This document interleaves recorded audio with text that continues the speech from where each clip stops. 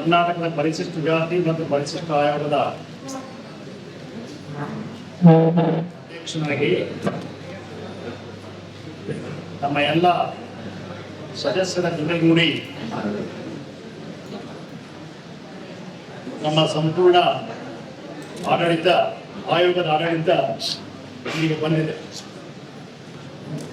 ಇದರಲ್ಲಿ ಬಹುಮುಖ್ಯವಾಗಿ ಈಗಾಗಲೇ ಸುಮಾರು 6.5 ತಿಂಗಳಿನಲ್ಲಿ ನಮ್ಮ ಪರಿಶಿಷ್ಟ ಜಾತಿ ಮತ್ತು ಪರಿಶಿಷ್ಟ ಆಯೋಗದ ಅಧ್ಯಕ್ಷರಾದ ನಂತರ 15 ಜಿಲ್ಲೆಗಳನ್ನು ನಾವು ಪ್ರವಾಸ ಮಾಡಿ ಅದರ ಹೊರತು ಪ್ರತಿ ಗುರುವಾರ ಮತ್ತು ಶುಕ್ರವಾರದ ದಿನ ವಿಶೇಷವಾಗಿ ನಾವು ಕೋರ್ಟ್ಗಳನ್ನು ಕೂಡ ಮಾಡಿ ಕರ್ನಾಟಕ ರಾಜ್ಯಾದ್ಯಂತ ಸುಮಾರು 4,100 ಕೇಸ್ಗಳು ನಮ್ಮ ಆಯೋಗದಲ್ಲಿ ಈಗಾಗಲೇ ಪ್ರಕರಣ ದಾಖಲೆಯಾಗಿದೆ. ನಾವು ಬಂದ ನಂತರ ಸುಮಾರು 800 ಪ್ರಕರಣಗಳನ್ನು ಸಂಬಂಧಪಟ್ಟ ಅಧಿಕಾರಿಗಳನ್ನ ಕರೆಸಿ ನಮ್ಮ ಕೋರ್ಟ್ಗೆ ನಮ್ಮ ಈ ಒಂದು ಪರಿಶಿಷ್ಟ ಜಾತಿ ಮತ್ತು ಪರಿಶಿಷ್ಟ ಪಂಗಡದ ಜನಕ್ಕೆ ನ್ಯಾಯವನ್ನು ದೊರಕಿಸಿಕೊಟ್ಟಿದ್ದೇವೆ ಅಂತಕ್ಕಂಥ ಮಾತನ್ನ ಈ ಸಂದರ್ಭದಲ್ಲಿ ನಾನು ಹೇಳಲಿಕ್ಕೆ ಇಚ್ಛೆ ಪಡ್ತೇನೆ. ನಮ್ಮ ಸದಸ್ಯರೆಲ್ಲ ಕೂಡಿ ಎಲ್ಲ ಜಿಲ್ಲೆಗಳನ್ನು ಕೂಡ ನಾವು ಪ್ರವಾಸ ಮಾಡ್ತಾ ಇದ್ದೇವೆ. ಬಹುಮುಖ್ಯವಾಗಿ ನಾವು ಹೋದಂಥ ಒಂದು ಸ್ಥಳಗಳಲ್ಲಿ ಮೊದಲನೇದಾಗಿ ನಾವು ಮುಖಂಡರುಗಳ ಸಭೆಯನ್ನು ಮಾಡ್ತೇವೆ. ನಮ್ಮ ಈ ಒಂದು ಪರಿಶಿಷ್ಟ ಜಾತಿ ಮತ್ತು ಪರಿಶಿಷ್ಟ ವರ್ಗದ ಮುಖಂಡರುಗಳ ಸಭೆಯನ್ನ ನಾವು ಮಾಡಿದ ನಂತರ ಮಧ್ಯಾಹ್ನದ ವೇಳೆಗೆ ಏನೇನು ನಮ್ಮ ಸಮುದಾಯದ ಕಷ್ಟ ಕಾರ್ಪಣ್ಯಗಳು ಇರ್ತವೆ ಅದನ್ನ ಯಾವ ರೀತಿ ಅಧಿಕಾರಿಗಳಿಗೆ ಮುಟ್ಟಿಸ್ಬೇಕು, ಯಾವ ರೀತಿ ಕೆಲಸ ಮಾಡಿಸ್ಬೇಕು, ಕೆಲವು ಗಂಭೀರವಾದಂಥ ವಿಚಾರಗಳಿಗೆ ಯಾವ ರೀತಿಯ ಚಾಟಿ ಬೀಸಬೇಕು ಅಂತಕ್ಕಂಥದ್ದು ನಮ್ಮ ಆಯೋಗದ ಮೂಲ ಉದ್ದೇಶ ಆಗಿರುತ್ತೆ. ಯಾಕೆಂದ್ರೆ ಸರ್ಕಾರಕ್ಕೆ ನಾವು ರೆಕಮೆಂಡೇಶನ್ ಕೂಡ ಮಾಡ್ತಕ್ಕಂಥ ಒಂದು ವ್ಯವಸ್ಥೆ ಈ ಒಂದು ಆಯೋಗಕ್ಕಿದೆ. ಅದನ್ನ ಒಳತುಕೊಂಡು ಈ ಒಂದು ಜಿಲ್ಲೆಯಲ್ಲಿ ನಾವು ಅತಿ ಹಿಂದುಳಿದ ಜಿಲ್ಲೆ ಆಗಿರುತ್ತೆ. ಕಷ್ಟ ಕಾರ್ಪಣ್ಯಗಳು ಇಲ್ಲಿ 100 ಮತ್ತು 1000. ಅದನ್ನು ಒಳಗೊಂಡಂತೆ ಮುಖಂಡರುಗಳು ಬಹಳ ಗಂಭೀರವಾದಂಥ ವಿಚಾರಗಳನ್ನು ಹೇಳಿದ್ದಾರೆ.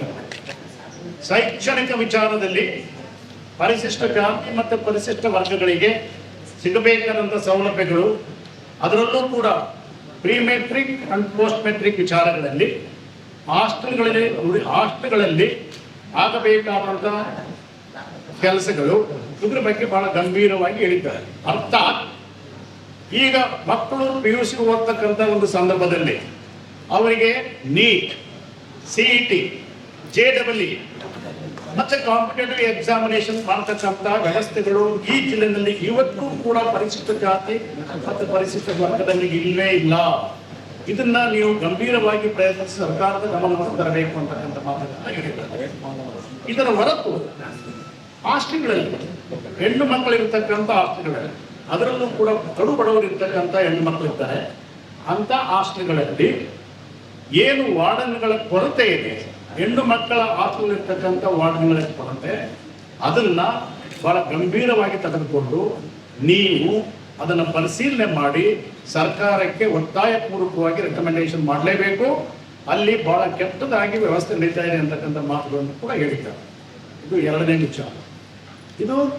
ಇದರಿಂದ ಬಹಳ ಒಬ್ಬರು ಹೆಣ್ಣುಮಕ್ಕಳು ಬಹಳ ಸವಿಸ್ತಾರವಾಗಿ ಮಾತಾಡಿದ್ರು ಅದನ್ನ ಏನೇನು ನ್ಯೂನತೆಗಳಿದೆ ಹಾಸ್ಟೆಲ್ಗಳಲ್ಲಿ ಅಂತಕ್ಕಂಥದ್ದು.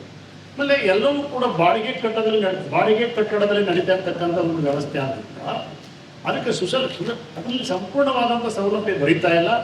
ಅದಕ್ಕೋಸ್ಕರ ಹಾಸ್ಟೆಲ್ ಮತ್ತು ಸ್ಕೂಲ್ ಎಲ್ಲಿದೆ ಅಲ್ಲೇ ಹತ್ತಿರದಲ್ಲಿ ಮಾಡ್ಕೊಂತಂದ್ರೆ ನಮ್ಮ ಹೆಣ್ಮಕ್ಳು ದೌರ್ಜನ್ಯಕ್ಕೊಳಗಾಗೋದಿಲ್ಲ.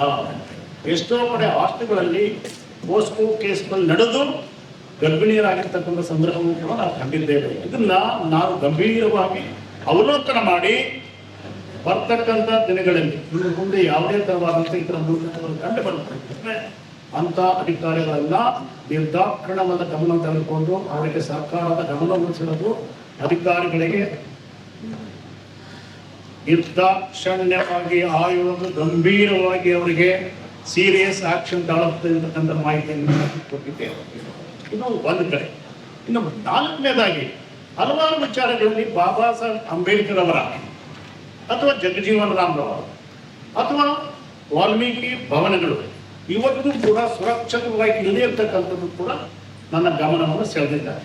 ಅದಕ್ಕೋಸ್ಕರ ಒಂದು ಜಂಟಿ ಆಯೋಗವನ್ನು ತಯಾರು ಮಾಡಿ ಒಂದು ಜಂಟಿ ಆಯೋಗವನ್ನು ತಯಾರು ಮಾಡಿ ಯಾವ ತಾಲೂಕಿನಲ್ಲಿ ಅರ್ಜಿಗಳು ಡಾಕ್ಟರ್ ಜಗಜೀವನ್ ರಾಮ್ ಭವನ, ಡಾಕ್ಟರ್ BR ಅಂಬೇಡ್ಕರ್ ಅವರ ಭವನ, ವಾಲ್ಮೀಕಿಯ ಭವನಗಳು ಅಗತ್ಯ ಇದೆ ಅಂತಹ ಸ್ಥಳಗಳಲ್ಲಿ ತ್ವರಿತವಾಗಿ ಸರ್ಕಾರಕ್ಕೆ ನಾನು ವರದಿ ಸಲ್ಲಿಸಬೇಕಾಗಿದೆ ಅಂತಕ್ಕಂಥದ್ದನ್ನ ಗಂಭೀರವಾಗಿ ನನ್ನ ಜಿಲ್ಲಾಡಳಿತಕ್ಕೆ ಒಂದು ಜಾಯಿಂಟ್ ಸರ್ವೆ ಮಾಡಿ ಅದಕ್ಕೆ ನಾನು ರಿಪೋರ್ಟ್ ಕಳಿಸಬೇಕು ಅಂತಕ್ಕಂಥ ಆದೇಶವನ್ನು ಕೂಡ ನಾನು ಕೊಟ್ಟಿದ್ದೇನೆ ಜಿಲ್ಲಾಧಿಕಾರಿಗಳ ಮುಖೇನ ಮತ್ತು ನಮ್ಮ CEOಗಳ ಮುಖೇನ. ಇನ್ನು ರಿಗಾರ್ಡಿಂಗ್ ದೌರ್ಜನ್ಯ ಕೇಸಸ್ಗಳು, ಬಹಳಷ್ಟು ವಿಚಾರಗಳು ದೌರ್ಜನ್ಯ ಕೇಸ್ಗಳು ನನ್ನ ಗಮನಕ್ಕೆ ಬಂದಿದೆ. ಅದರಲ್ಲೂ ಕೂಡ ವೀರಶೈವ ಕಾಲೇಜಲ್ಲಿ ಕೆಲವೊಂದು ಗಂಭೀರವಾದ ಸಮಸ್ಯೆ. ಒಬ್ಬ ಪ್ರೊಫೆಸರ್ ಆಗಿರ್ತಕ್ಕಂಥ ಹೆಣ್ಮಗಳಿಗೆ 4 ಜನ ನಾವು ಕೂರ್ತಿದ್ದೇವೆ.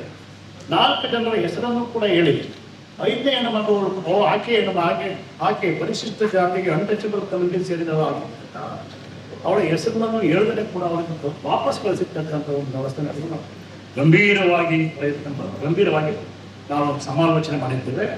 ಇಂಥ ಒಂದು ಪರಿಸ್ಥಿತಿಯಲ್ಲಿ ಸಮಾಜಕ್ಕೆ ಮಾರಕವಾದಂಥ ಏನು ಅವ್ಯವಸ್ಥೆ ಇದೆ, ಇಂಥ ಅವ್ಯವಸ್ಥೆಯನ್ನ ಖಂಡಿಸ್ತೇವೆ ಮತ್ತು ಆಯೋಗ ಕಟ್ಟುನಿಟ್ಟಿನ ಕ್ರಮವನ್ನು ನಾನು ವಹಿಸ್ತದೆ ಅಂತ ಹೇಳ್ತೇವೆ. ಒಂದು ವೇಳೆ ಅವರಿಗೆ ಸಂಪೂರ್ಣವಾಗಿ ಪೊಲೀಸ್ ಡಿಪಾರ್ಟ್ಮೆಂಟ್ ಏನಾದ್ರು ಪ್ರೊಟೆಕ್ಷನ್ ಕೊಡಲಿಲ್ಲ ಅಂತಂದ್ರೆ ನಮ್ಮ ಆಯೋಗಕ್ಕೆ ಬಂದು ಕಟಕದ ಮೇಲೆ ನಿಂತ್ಕೊಂಡು ನಾವು ಆ ಕೇಸನ್ನು ತೀರ್ಮಾನ ಮಾಡ್ತೇವೆ ಅಂತಕ್ಕಂಥ ವಿಚಾರವನ್ನ ನಮ್ಮ ಹೆಣ್ಣು ಮಗಳಿಗೆ ನಾನು ಭರವಸೆ ಕೊಟ್ಟಿದ್ದೇನೆ ಅಂತಕ್ಕಂಥ ಮಾತನ್ನ ನಾನು ನಿಮ್ಮ ಹೇಳಲಿಕ್ಕೆ ಇಷ್ಟಪಡ್ತೇನೆ.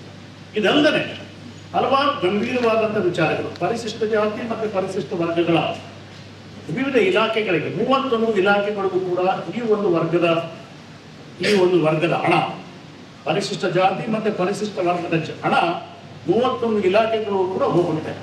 31 ಇಲಾಖೆಗಳನ್ನು ಕೂಡ ನಾನು ನೋಡಿದ್ದೇನೆ.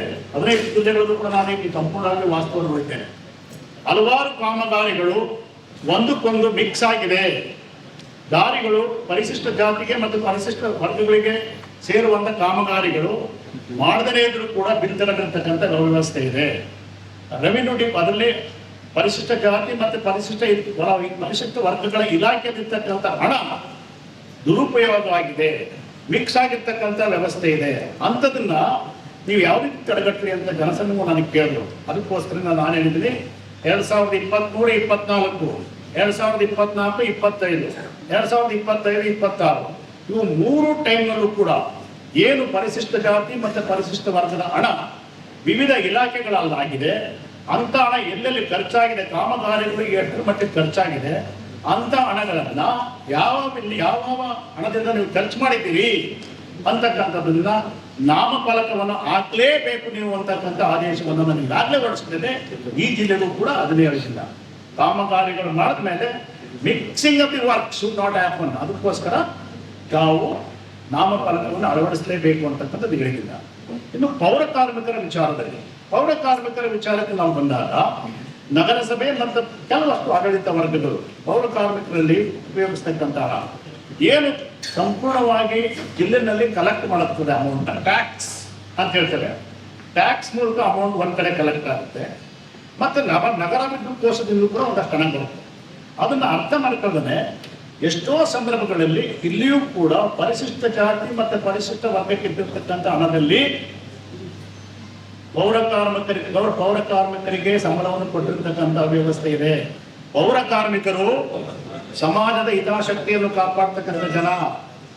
ಅವರಿಗೆ ನ್ಯಾಚುರಲ್ ಕೋರ್ಸಸ್ ಇಂದ ಏನ್ ಕೊಡಬೇಕು ಸಂಬಳವನ್ನು ಅದು ಕೊಡಬೇಕು.